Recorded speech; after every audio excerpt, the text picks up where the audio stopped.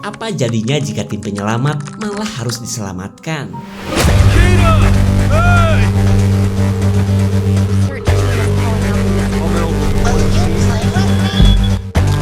Hai, bareng Ed Clipper lagi di sini. Seperti biasa, Ed Clipper kembali hadir untuk memberikan alur cerita film terbaik untuk kalian simak. Dan untuk kali ini Ed Clipper akan ngasih klip dan review sebuah film tentang nasib apes sekelompok tim SAR di sebuah hutan yang sudah banyak menelan korban.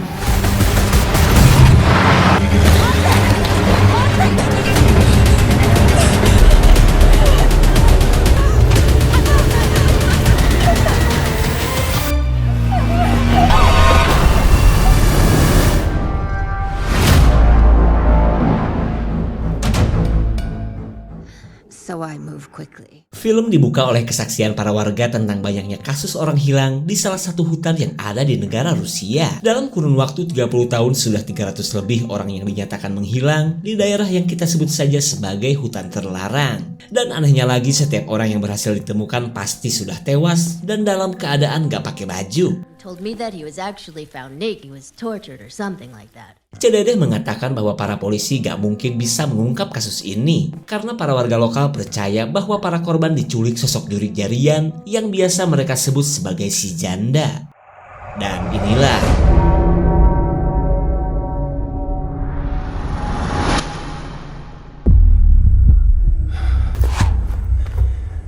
Sit tight, we're gonna get you out of here. cerita berawal dari kegiatan sekelompok tim SAR yang sedang melakukan latihan menyelamatkan orang. Dalam setiap aksinya, mereka selalu melibatkan seorang wartawan sekalian mendokumentasikan setiap kegiatan mereka. Damn it! Take off your belt. Quick, think it's going to be fine. Time's up. Kak senior kecewa karena Victoria terlalu lelet menangani korban yang sedang kehilangan banyak darah. Lalu para anggota tim SAR kini akan melakukan latihan membawa jasad keluar dari zona bahaya. This type of hands-on training in. All right, we're good. Ready to move. Keep holding tight. Careful. Watch your head. Where are you going?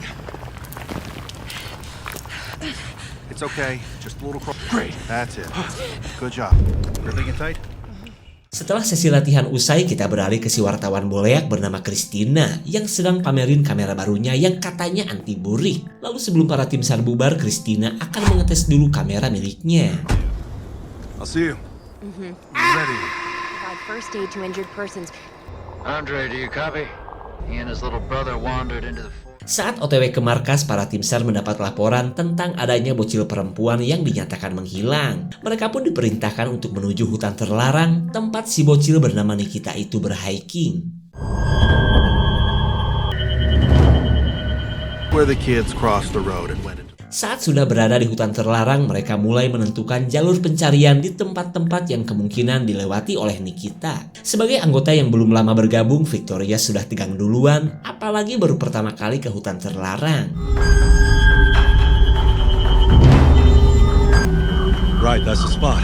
Sampailah mereka di lokasi sungai yang menjadi titik awal pencarian Nikita. Semua orang pun bersiap dengan peralatan masing-masing, termasuk Christina yang punya kamera tanduk yang bisa terhubung ke perangkat miliknya. Dikira pistol beneran, ternyata ini adalah pistol suar. Lalu si anggota bernama Alex pamerin toa canggih yang akan digunakan ketika keadaan darurat.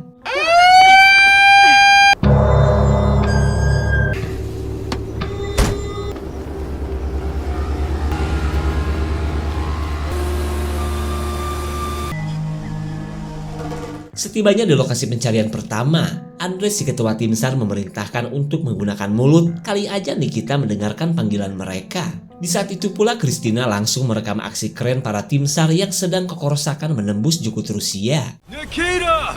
Hey! Why don't you give me Yukon? And we'll fall. Karena gak ada tanda-tanda keberadaan Nikita, Andre memerintahkan para anggotanya untuk berpencar. Lalu ia pinjam dogi milik Alex yang punya perangkat GPS di lehernya. Let's disperse now.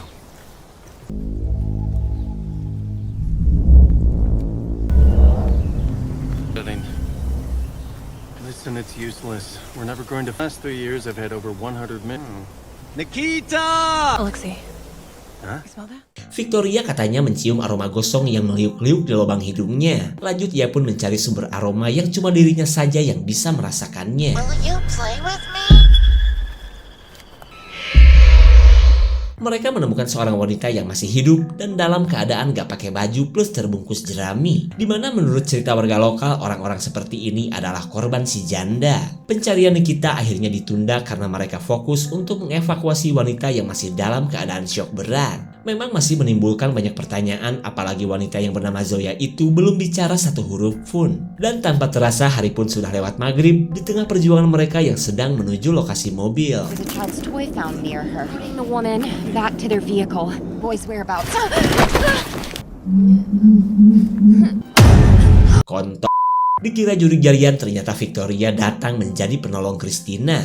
Lalu di tengah perjalanan Zoya tiba-tiba kejang akibat kesulitan bernafas. There's something. Open her mouth! Entah gimana ceritanya, ada segumpal rambut yang nyocok di tenggorokan wanita ini. Lalu sambil beristirahat, Andre mengobati tangannya yang sempat digigit Zoya.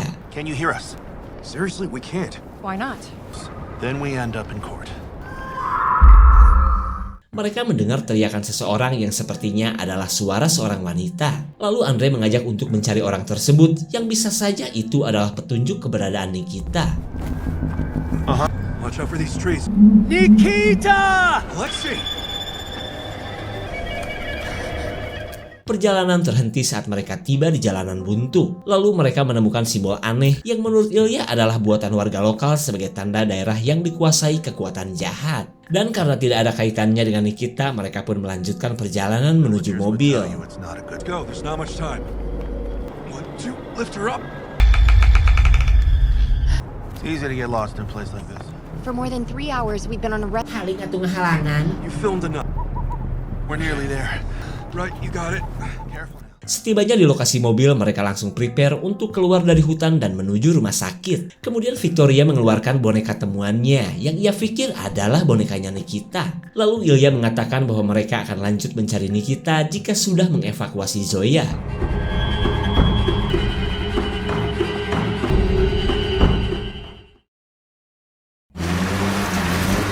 Belum juga lama ngotw, perjalanan malah terhenti akibat Ilya asal ngelindas jalan berlumpur. Kemudian para belalai bahu-membahu untuk mendorong mobil keluar dari genangan lumpur. No, stay with the woman. Your light is... Keep pushing! Keep pushing! Untuk kedua kalinya, Christina mendengar suara-suara aneh dari gelapnya hutan. Akan tetapi ia gak peduli dan lanjut merekam penderitaan teman-temannya. Ready? Will it hold? We're hooked up. Alexei, move! You Okay. yeah. Right, step aside. Uh-huh. Moving! Rintangan lumpur berhasil mereka taklukkan, hingga mereka pun bisa melanjutkan perjalanan.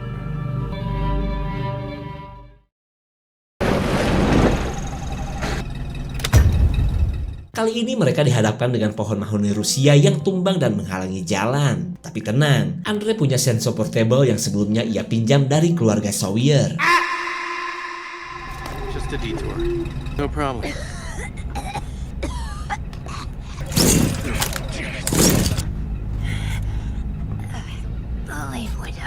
Zoya yang baru pertama kalinya ngomong menyebut sosok si janda yang akan terus membuat para tim SAR tersesat. Di mana wanita itu dulunya adalah seorang istri merana karena diselingkuhi oleh suaminya. Dan karena alasan itulah ia ngebun-bun suaminya sendiri. Perbuatan si janda itu tentu saja membuat marah para warga. Si janda pun ditangkap dan diarah ke tengah hutan dalam keadaan gak pakai baju. Kemudian para warga menghakiminya sampai tewas dan memasukkan jasadnya ke sebuah lubang gelap. Dan sejak saat itulah roh si janda menjadi teror di hutan terlarang sampai sekarang. Dan satu hal yang Zoya tahu, si janda tidak akan membiarkan siapapun keluar dari hutan ini dengan selamat.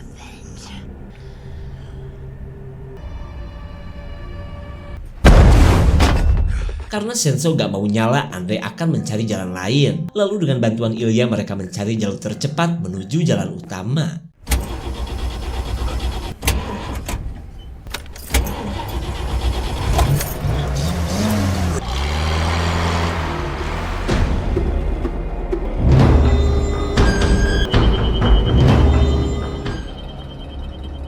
Andre heran kenapa jalanan jadi bercabang tidak seperti yang ia lihat di peta. Bingung dong harus lewat jalan yang mana. Lalu ia menyuruh para anggota berpencar untuk mengecek jalan mana yang sekiranya membawa keluar dari hutan.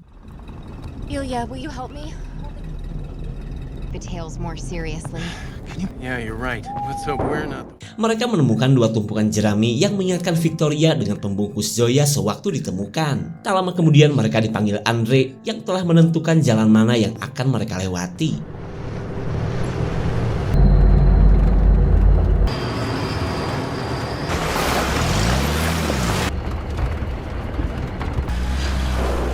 I don't know about you, but I can't be out. Akibat kebanyakan curhat, Andre tidak tahu ada gundukan jerami di hadapannya. Lalu tiba-tiba si Dogi melesat keluar seperti sedang mengejar sesuatu. Lalu Andre menyuruh Alex dan Ilya mengejar si Dogi, sementara ia mengecek kondisi mobil yang jadi mogok. Zoya, how are you? Why didn't Yukon smell Zoya back there? Mereka tahu bahwa si Dogi telah menemukan sesuatu. Lalu datanglah Christina yang tidak akan melewatkan misi menegangkan ini. He let me go. Yukon! My first time walking. How slow are you? It was a haystack in the middle of the road. Ilya bercerita tentang gundukan jerami seperti tadi yang biasanya adalah perbuatan sosok penyihir. Ia pun mengaku sudah sering menemukan gundukan jerami sewaktu mencari orang hilang di hutan ini.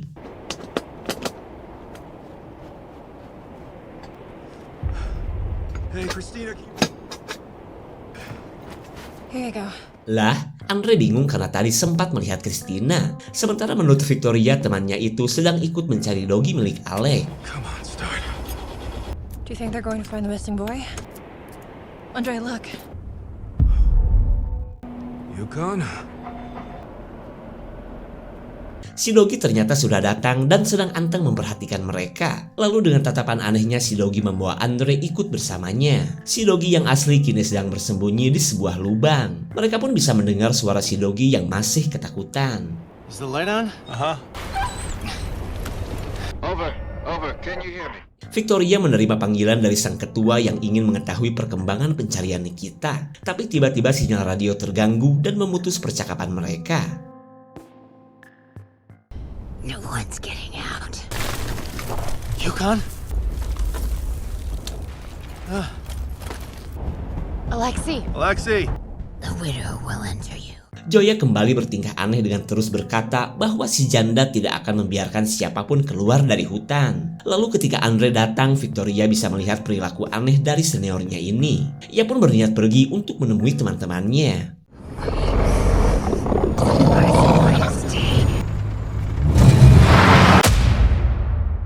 Saat Victoria dibawa kabur, Alex tidak sadar bahwa ia berada dekat dengan jasadnya Nikita. Tak lama kemudian Alex menemukan HP dengan merek Dogi yang merupakan HP-nya Nikita. Dan karena lubang makin sempit, Alex menyerah mencari si Dogi yang sebenarnya sudah mati.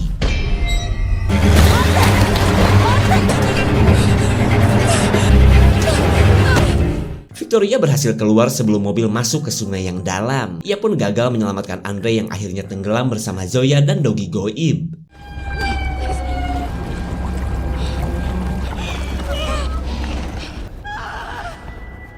Ilya mendengar teriakan Victoria yang ternyata berada tak jauh dari lokasi mereka. Tak lama kemudian Victoria melihat sesuatu yang ia pikir itu adalah Andre yang berhasil selamat. Andre! Scream came from over here. Andre! Alex paling histeris karena menganggap Victoria dan yang lain masih terjebak di dalam mobil. Lalu tiba-tiba jasad Andre muncul dan menjadi jawaban bahwa orang yang sedang diikuti Victoria bukanlah Andre. Andre!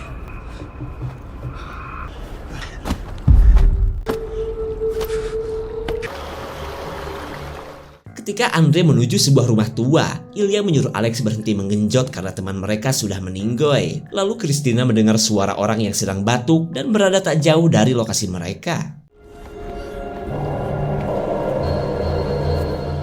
Will you please stop?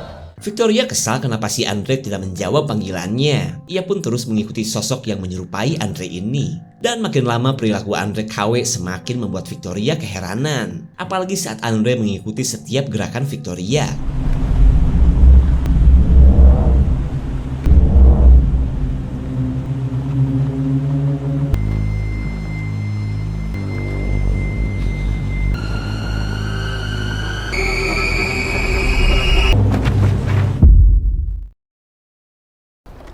Victoria!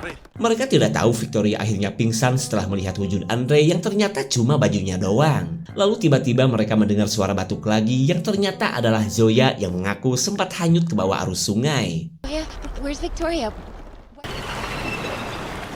Victoria kini sadar bahwa orang yang ia ikuti bukanlah Andre. Ia pun bertanya-tanya bangunan apa ini sebenarnya.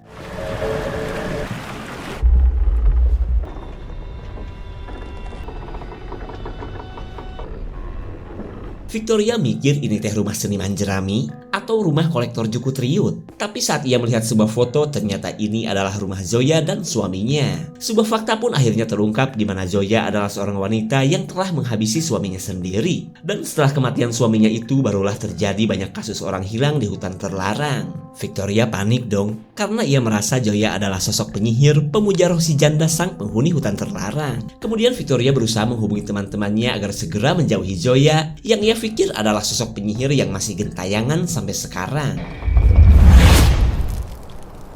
Zoya tentu saja tahu keberadaan Victoria di rumahnya. Ia pun terus komat-kamit mempengaruhi Victoria yang kini sedang menuju teman-temannya. Lalu di tengah kebersamaan mereka, Ilya mendapat notif dari kamera di jidat Victoria yang tiba-tiba terhubung. Victoria's?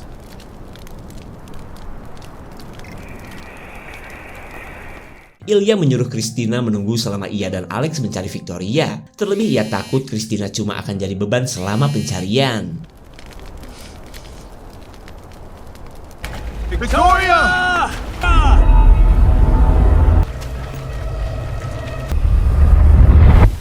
Suar malah keburu matot hingga Ilya dan Alex kesulitan menemukan Victoria. Tapi untungnya ia masih punya boneka Nikita yang bisa mengeluarkan suara.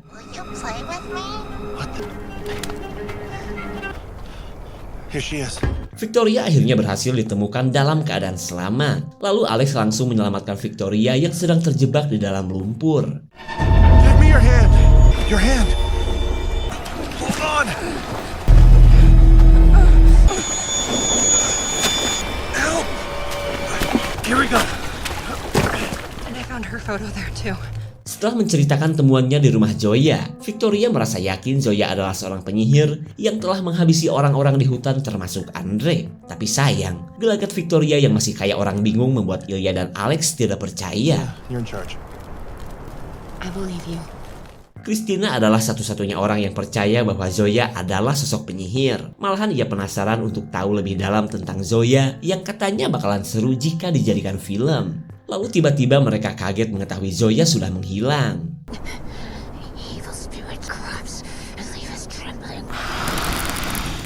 Victoria mencari Zoya yang sedang melakukan sebuah ritual di lokasi api unggun. Lalu dengan menenteng pistol suar, Victoria akan menghentikan kelakuan Zoya.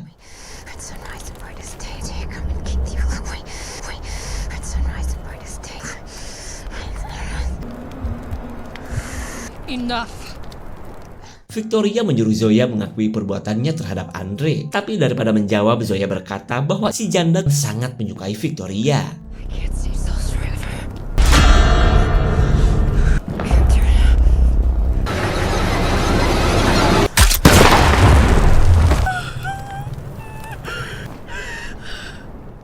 Victoria benar-benar syok karena telah menyaksikan Zoya yang menjerut dirinya sendiri sampai meninggoy. Akan tetapi semua orang menganggap itu cuma akal-akalan Victoria yang sudah ngebun-bun Zoya. How does it feel to kill a helpless old woman? Down! You're going to die! Kematian Zoya bagi Victoria adalah sebuah petaka karena seperti perkataan Zoya, si janda telah memilih Victoria dan tidak akan membiarkan siapapun keluar dari hutan. Tapi tetap saja Alex tidak percaya dan malah mengikat Victoria seperti maling jemuran. Ditambah lagi kamera dari Victoria mendadak rusak dan tidak bisa menampilkan apa yang telah Victoria alami. Kemudian Alex menunjukkan HP milik Nikita. Dan dari rekaman HP inilah mereka melihat kelakuan Zoya yang sedang melakukan ritual kepada roh si janda. First to be eaten because he's just a... I see a light. What is it? To the dead water. On that night. Dalam keadaan gak pakai baju, Zoya ternyata menumbalkan Nikita dan kakaknya kepada si janda. Nikita pun kabur ke dalam lubang, sementara kakaknya dibawa si janda entah kemana. Dan berkat rekaman ini, Ilya dan yang lain akhirnya percaya dengan semua perkataan Victoria. Sunrise and brightest day. We're at the meeting point. Mereka dihubungi tim SAR cadangan yang sudah berada di pinggiran hutan terlarang. Lalu Ilya membawa para anggotanya yang tersisa untuk segera meninggalkan hutan.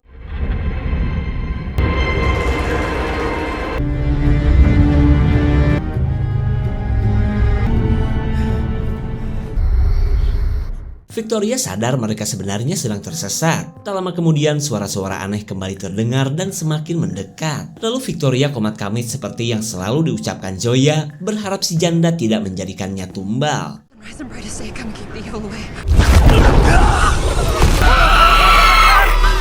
Alex meninggoy seketika setelah mendarat di pohon peringatan. Sementara Victoria dan yang lain kabur ke tempat yang baru pertama kali mereka lihat.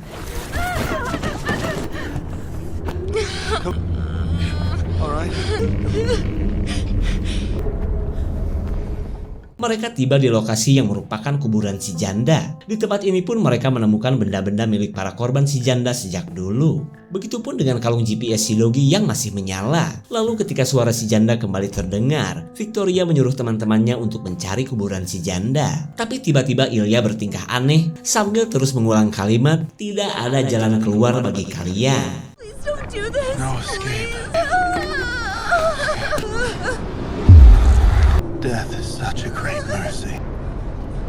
She heard us. She heard us.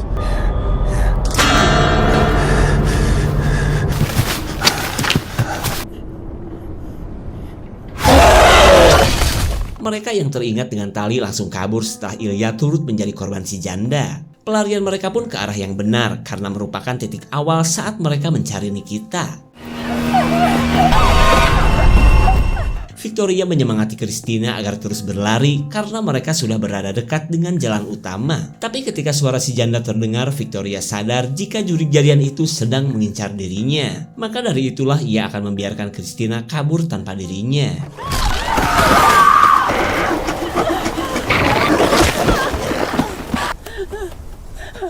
Victoria akhirnya berhasil dibawa si janda entah kemana. Lalu dengan membawa boneka Nikita, Christina menuju tim SAR cadangan yang sudah menunggunya di jalan utama.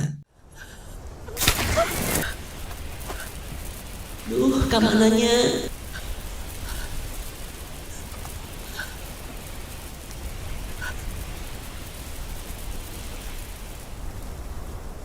Suar yang malah keburu matot membuat Christina auto panas dingin. Lalu muncullah Victoria yang kini sudah punya kemampuan seperti sosok penyihir.